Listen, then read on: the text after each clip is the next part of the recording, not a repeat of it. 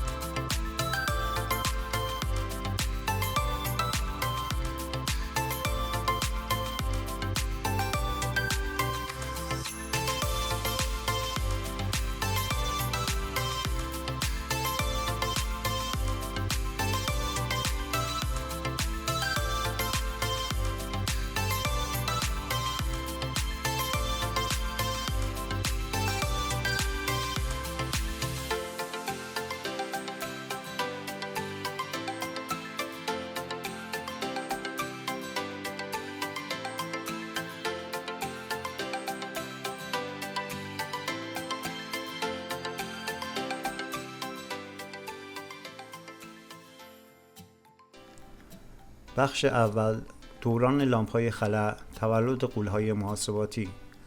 در اوایل قرن 20 در دوران جنگ جهانی دوم، نیاز به محاسبات سریع و دقیق برای اهداف نظامی و علمی، دانشمندان و مهندسان را به فکر ساخت ماشین‌های محاسباتی الکترونیکی انداخت. نتیجه این تلاش‌ها تولد اولین کامپیوترهای الکترونیکی بود که بر اساس فناوری لامپ‌های خلا کار می‌کردند. لامپ‌های خلا دستگاه‌های شیشه‌ای بودند که شبیه لامپ‌های روشنایی بودند، اما وظیفه‌ای بسیار متفاوت داشتند. آنها به عنوان کلیدهای الکترونیکی عمل می‌کردند و می‌توانستند جریان الکتریکی را کنترل کنند، به این گونه که میلیون‌ها لامپ در کنار هم قرار گرفتند تا یک کامپیوتر را تشکیل دهند. ENIAC Electronic Numerical Integrator and Computer یکی از مشهورترین و اولین کامپیوترهای الکترونیکی همه منظوره در سال 1946 در دانشگاه پنسیلوانیا ساخته شد. ENIAC یک غول واقعی بود. بیش از 18,000 لامپ خلا، وزن حدود 30 تن، اشغال فضایی به اندازه یک اتاق بزرگ، حدود 167 متر مربع، مصرف برق بسیار بالا، حدود 150 کیلووات. ENIAC می توانست محاسبات پیچیده ریاضی را انجام دهد، مانند محاسبه مسیر پرتابه‌های توپخانه. اما برنامه‌ریزی ENIAC بسیار دشوار و زمانبر بود.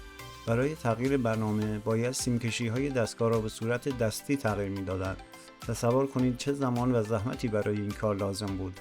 با وجود این محدودیت‌ها، کامپیوترهای لامپ‌های خلا مانند ENIAC نقطه عطفی در تاریخ محاسبات بودند. آنها نشان دادند که ماشین‌ها می‌توانند محاسبات را به صورت خودکار و با سرعت بسیار بالاتر نسبت به انسان انجام دهند. این دوران تولد غول‌های محاسباتی بود که راه را برای آینده کامپیوترها هموار کرد. بخش دوم، ترانزیستورها، انقلاب کوچک، تاثیر بزرگ. دهه 1950 شاهد یک تحول اساسی در دنیای الکترونیک بود، اختراع ترانزیستور. ترانزیستورها قطعات الکترونیکی کوچک و جامد بودند که جایگزین لامپ‌های خلا حجیم و پرمصرف شدند. این اختراع یک انقلاب کوچک بود که تأثیر بسیار بزرگی بر دنیای کامپیوترها گذاشت. ترانزیستورها مزایای بیشماری نسبت به لامپ‌های خلا داشتند. یک، اندازه بسیار کوچکتر. ترانزیستورها به مراتب کوچکتر از لامپ‌های خلا بودند که امکان ساخت کامپیوترهای کوچکتر را فراهم می‌کردند. دو، مصرف برق کمتر. ترانزیستورها برق بسیار کمتری مصرف می‌کردند که باعث کاهش تولید گرما و افزایش کارایی کامپیوترها می‌شد. سه، سرعت بالاتر. ترانزیستورها بسیار سریعتر از لامپ‌های خلا کار می‌کردند که سرعت پردازش کامپیوترها را به طور چشمگیری افزایش می‌داد. 4. قابلیت اطمینان بیشتر. ترانزیستورها عمر طولانی‌تری داشتند و کمتر دچار خرابی می‌شدند که قابلیت اطمینان کامپیوترها را بهبود می‌بخشید. 5. هزینه کمتر. تولید ترانزیستورها ارزانتر از لامپ‌های خلا بود که باعث کاهش قیمت کامپیوترها شد. با ظهور ترانزیستورها، کامپیوترها از غول‌های اتاق پرکن به ماشین‌های رومیزی تبدیل شدند. کامپیوترهای ترانزیستوری مانند ترادیک و IBM 7090 بسیار کوچکتر، سریعتر و قابل اعتمادتر از کامپیوترهای لامپ خلا بودند. این دوران شاهد ظهور کامپیوترهای تجاری بود که برای کسب و کارها، دانشگاه‌ها و سازمان‌های دولتی قابل دسترس‌تر شدند و کاربرد کامپیوترها به سرعت گسترش یافت. بخش سوم، مدارهای مجتمع، تراش‌های شگفت‌انگیز، کامپیوترها همه جا. انقلاب ترانزیستور تنها یک قدم اولیه بود. در دهه 1960 یک نوآوری انقلابی دیگر دنیای کامپیوتر را متحول کرد.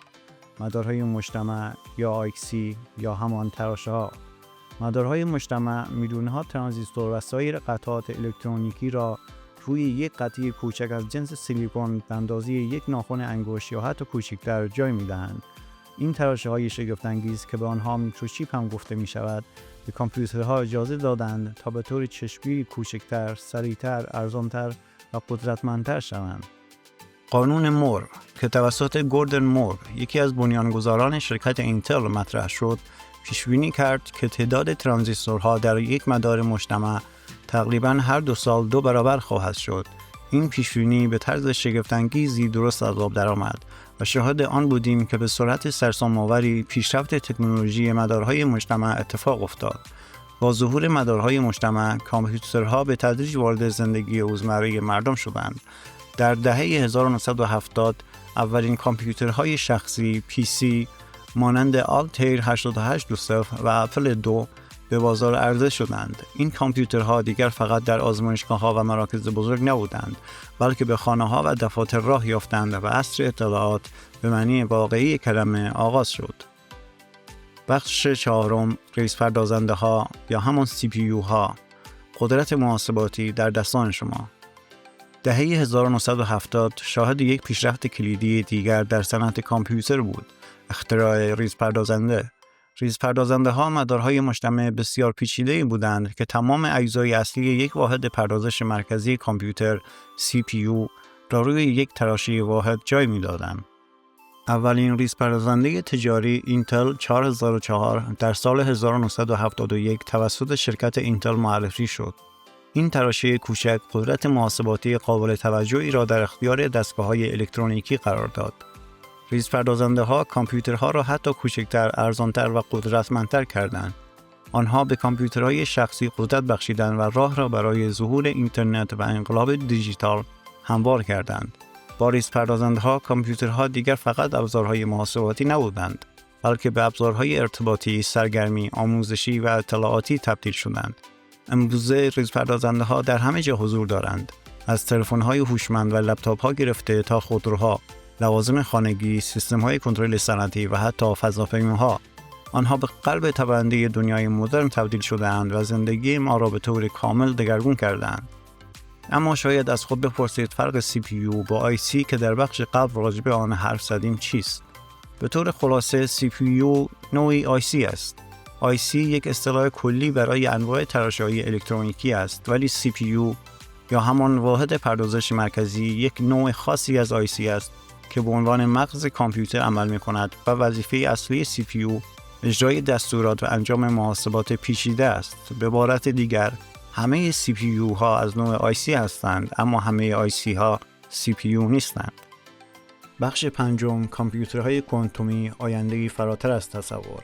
در حالی که کامپیوترهای کلاسیک که تا به اینجا بررسی کردیم بر اساس بیت ها 0 و 1 کار می‌کنند، دنیای محاسبات در حال تجربه یک انقلاب دیگر است، ظهور کامپیوترهای کوانتومی. کامپیوترهای کوانتومی از اصول مکانیک کوانتوم برای انجام محاسبات استفاده می‌کنند. به جای بیت ها که در کامپیوترهای کلاسیک از آنها استفاده می‌شود و فقط می‌توانند در 2 حالت 0 و 1 باشند، کامپیوترهای کوانتومی از کیوبیت ها استفاده می‌کنند. کیوبیت ها همزمان در حالت 0 و 1 می‌توانند باشند. این ویژگی که به برهمنهی معروف است، به کامپیوترهای کوانتومی اجازه می‌دهد محاسبات بسیار پیچیده‌تری را انجام دهند و مسائلی را حل کنند که کامپیوترهای کلاسیک حتی در آینده هم قادر به حل آنها نخواهند بود.